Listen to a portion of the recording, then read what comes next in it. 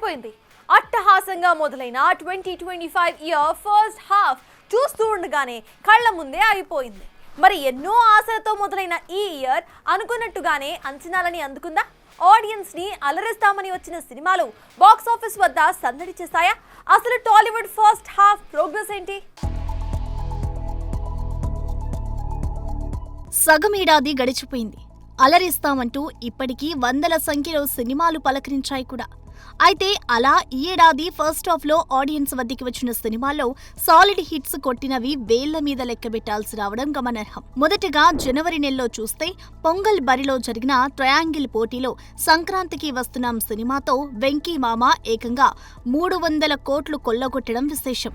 ఇక ఇదే ఊపులో డాకు మహారాజ్ కూడా 100 కోట్ల పై చిలుకు సాధించగా చరణ్ మాత్రం గేమ్ చేంజర్ తో బొక్కబోర్లా పడిపోయాడు. ఆ తర్వాత ఫిబ్రవరిలో తండేల్తో తొలిసారి చైతు 100 కోట్ల క్లబ్ లో అడుగుపెట్టగా అదే నెలలో రిలీజ్ అయిన లైలా, మజాకా సినిమాలు ఎన్నో అంచనాలతో వచ్చి బకేట్ తన్నేయడం గమనార్హం. ఇక ఆ తర్వాత మార్చి నెలలో చాలా సినిమాలే వచ్చినా అన్ని అడ్డంగా పోయాయనే చెప్పాలి. కేవలం అంచనాలు లేకుండా చిన్న సినిమాగా వచ్చి కోర్టు సినిమా 50 కోట్ల పై చిలుకు సాధిస్తే మ్యాడ్ కు సీక్వెల్ గా వచ్చిన మ్యాడ్ స్క్వేర్ కూడా సాలిడ్ నెంబర్స్ ని ఖాతాలో వేసుకుంది. ఇక సక్సెస్ తో మంచి జోష్ లో ఉన్న కిరణ్ అబ్బవరం దిల్ రూబా ఎవరి దిల్లోకి ఎక్కలేకపోయింది.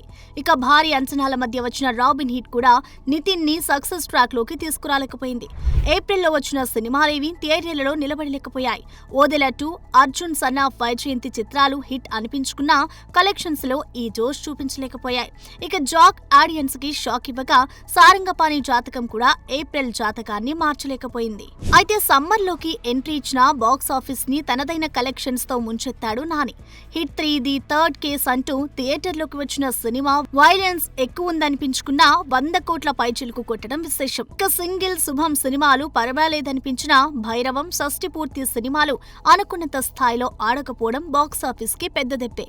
మరోవైపు జూన్ మొదలై 2 వారాలు గడిచినా ఎటువంటి సందడి చేయని బాక్స్ ఆఫీస్ 3వ వారంలో వచ్చిన కుబేరాతో పండగ చేసుకుంది.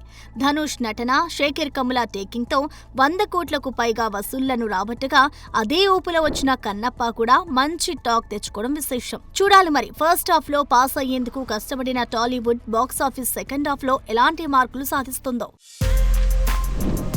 For more videos like this, subscribe Big TV channel.